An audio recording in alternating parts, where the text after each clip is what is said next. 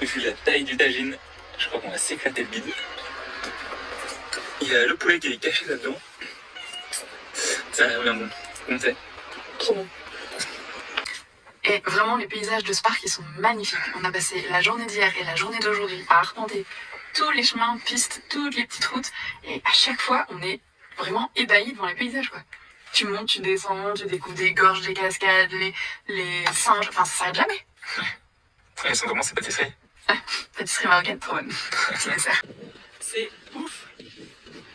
Bon, on va se rendre à un petit village. Il y avait deux routes. Une route plus principale, mais il fallait faire un grand détour.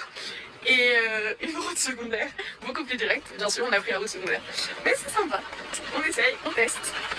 Et tu passais tranquille, hein. T'avais au moins 5 cm au-dessus. Hein. T'avais peur qu'on touche le pont? Ouais, j'ai peur de basculer.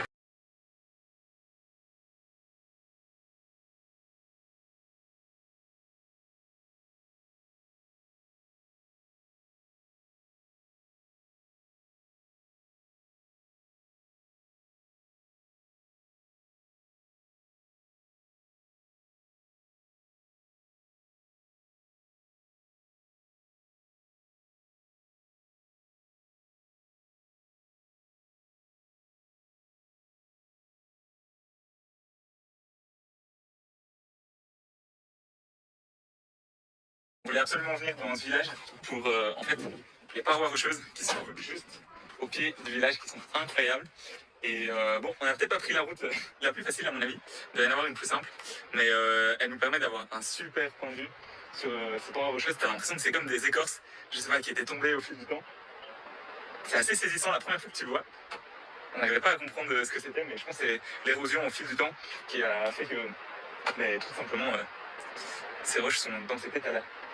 C'est tellement beau. Je sais pas si tu la vois là, la chute. Tu la vois là? Ouais. Wow. Je me suis imaginé comment c'est à la saison des pluies, ça doit être rempli de cascades. Là, c'est incroyable, elle est super longue. Je pense que ça doit être encore plus impressionnant lorsque tu es au pied des falaises en fait. Mais on y va là. Allez, c'est parti.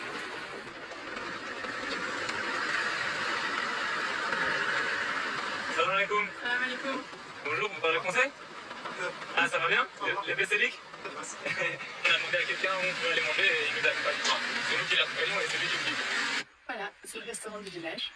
Chez Fatima. Je pense qu'on va bien manger des tagines au poulet, légumes poulet. On attend. Avec impatience. Bon, à table. À table, voilà. J'ai trop faim. Petite salade en entrée. Je sais pas où elle cuisine en fait, parce qu'elle peut pas ouvert sur la Ouais, je crois qu'elle est là-bas, sa cuisine peut-être.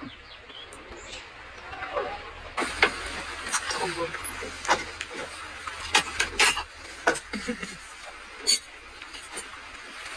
Waouh, je peux déjà qu'on se rend. Shukran, merci beaucoup. Shukran. Tu veux pas? Ouais, il faut péter. Oh là là. C'est tellement beau. Vu la taille du tagine, je crois qu'on va s'éclater le bide. Il y a le poulet qui est caché là-dedans. Ça a l'air bien bon. Comme c'est. Trop bon. Bon, je suis pas sûr qu'on ait les chaussures adéquates. Un Marocain qui nous fait visiter, qui nous emmène jusqu'en haut des cascades. Sur le plateau, où il y a apparemment cette source. La vidéo. Waouh, elle est pas là. Vas-y, passe.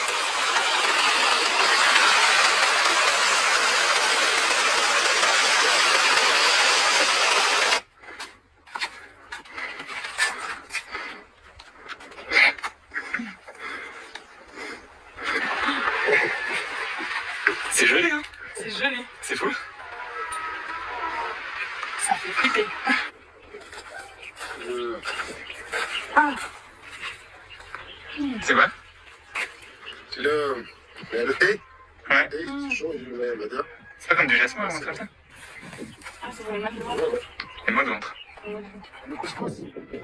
Le couscous, c'est avec lui. Ah, c'est ça. C'est du thym. C'est du thym, non?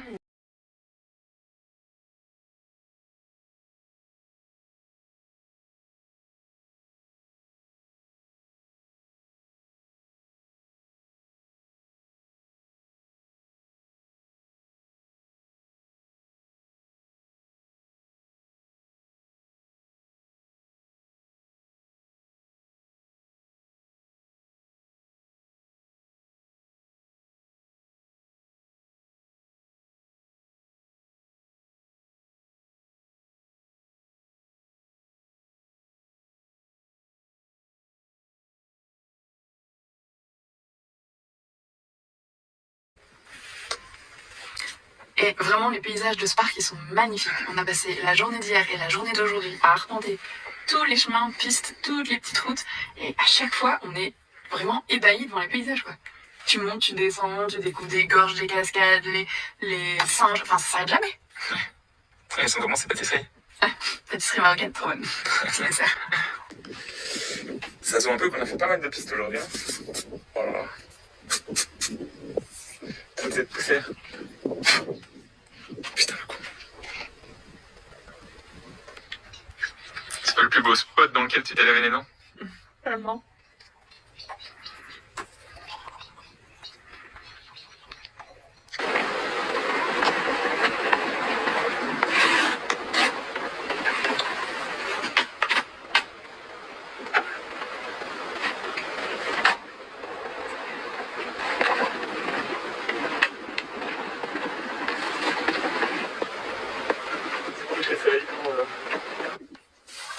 Bon, du coup, hier soir, on t'a pas expliqué ce qui nous est arrivé tout de suite après parce qu'il faisait nuit noire, donc on n'y voyait plus rien dans la vidéo.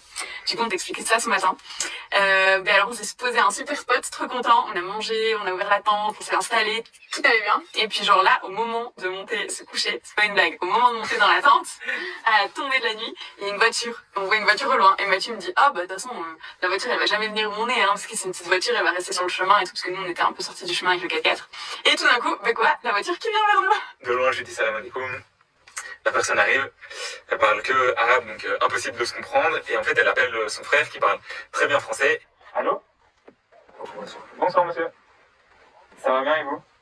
Et qui très gentiment en fait, nous souhaite la bienvenue et m'a dit que la personne que j'ai en face de moi est en fait le gardien du lac et que simplement il voulait savoir si on allait rester là 1, 2 ou 3 nuits et simplement nous souhaiter la bienvenue, que si on avait un problème il fallait l'appeler et que son frère était là parce qu'il était le gardien du lac.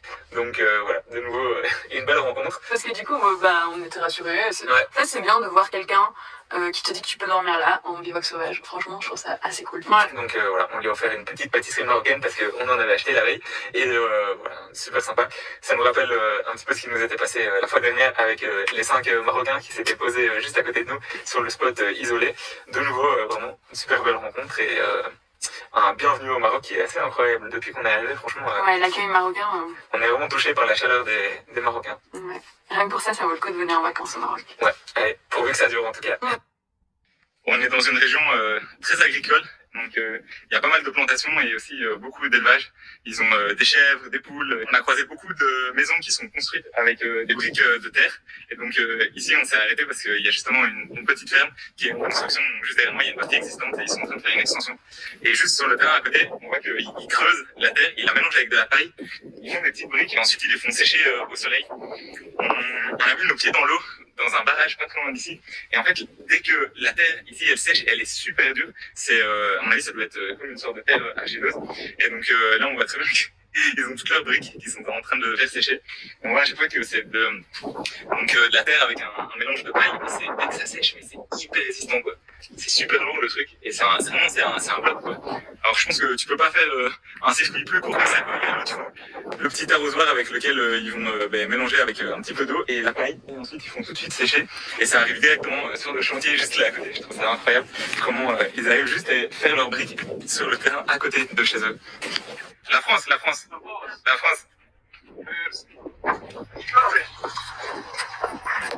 Donc on s'est posé 5 minutes ici parce qu'on voulait leur demander comment ils construisaient leur maison et parce qu'on a vu que c'était en chantier. Et donc évidemment, on s'est fait offrir un thé. Donc là, je crois qu'il arrive avec le petit thé marocain.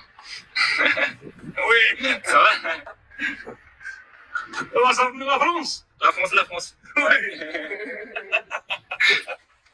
Donc de ce que j'ai compris, en fait, il y a un mur qui était de là, qui allait jusque là, ici.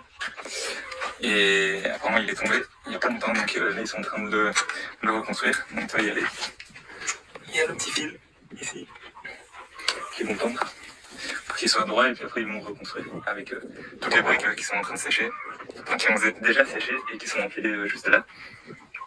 Parce que derrière moi en fait c'est l'étable, donc il y a une vache, des poules, des chèvres. Ça va, c'est bon, on se fait inviter. Shukran mon ami. Shukran. Shukran.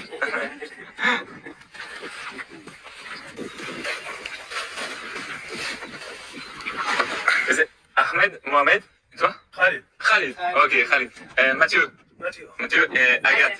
Agathe. Ouais, Oui. Agathe. Shukran. Bon, ben on s'est arrêté pour voir comment ils construisaient la maison, parce qu'il y avait une petite maison sur le côté où ils construisaient en briques de terre, donc nous ça nous intéresse vachement, toutes les constructions en matériaux, avec les matériaux locaux. Et on s'est arrêté, on lui a demandé un peu comment il faisait, tout ça, et donc il faisait sécher les pierres d'un côté, après il construisait le mur, en fait c'est un mur qui s'est démoli, on s'en a compris après.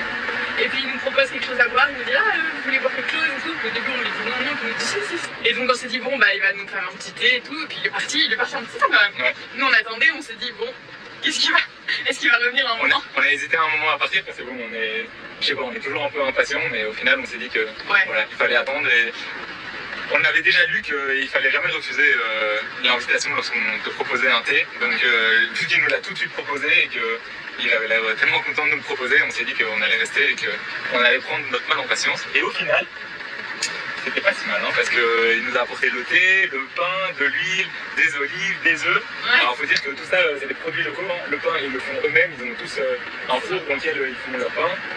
Les œufs, à mon avis, ils doivent venir de Séoul. Oui, c'est ce qu'ils nous a dit sur la compte. Et après ils mangent la France. Les olives et l'huile d'olive, en fait, ils le cultivent ici. Il y a plein de champs d'oliviers magnifiques dans la région. Et en fait, c'était un moment de partage, mais tellement naturel que nous, on n'est pas habitués à recevoir ça. On ne savait pas trop comment faire. Donc, on se dit que, je sais pas, il faut quand même qu'on donne quelque chose en retour. Donc, on avait des petits biscuits, mais qu'on avait déjà entamés. On n'avait rien d'autre en fait à leur offrir et on était un peu gênés et je pense qu'en fait ils attendaient même pas à ce qu'on leur offre quelque chose, ça leur faisait plaisir et on se rend compte aussi qu'ils vivent vraiment très simplement. Et... Ouais, ils aiment le partage aussi parce qu'ils sont contents quand même de discuter avec nous. Même si... Attends, il faut quand même que je filme ce qui arrive devant nous là parce que c'est pas mal hein. Voilà. Je vais me mettre sur le côté. Je vais mettre... Oh là là, ce truc. Alors là, la définition d'un porte-à-faux. Du coup, voilà, tout ça pour dire que c'était un super moment de partage, même si on n'arrive pas à communiquer comme on peut. On est quand même content d'essayer de communiquer avec eux. On arrive à dire 2-3 choses et à comprendre 2-3 choses. Et vraiment, l'accueil marocain, jusqu'à maintenant, on est hyper surpris. Enfin, pas surpris, mais... Si, on est surpris parce qu'on s'attendait vraiment pas à avoir à chaque fois un accueil aussi bon. Donc, parce que ce soit dans les villages ou dans les villes, c'est à chaque fois impressionnant. Quand chacun fait un petit effort pour comprendre l'autre, ça marche très bien. Et du coup, c'était chouette. Bon, voilà, tout ça pour dire que jusqu'à présent, l'accueil marocain, franchement, nickel, hein, les gars, vous êtes au top. Merci beaucoup. Je vous crâne.